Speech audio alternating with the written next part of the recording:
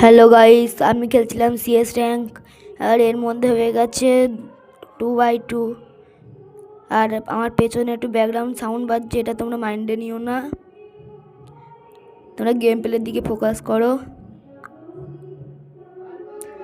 প্রথমটাকে down করে finish করে দিলাম কাছাকাছি হয়ে।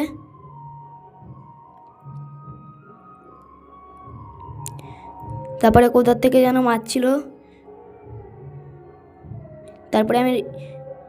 তারপরে আমি রাশ করার জন্য যাই।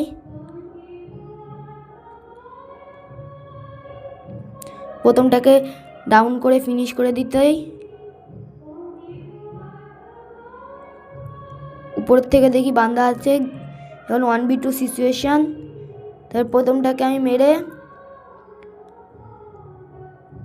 ডাউন করে ফিনিশ করে দিতেই তারপরে একটা ছেলেকে P90 প্যারাফেল দিয়ে একটু গুঁতো দিতেই সে ডাউনলোড হয়ে লবিতে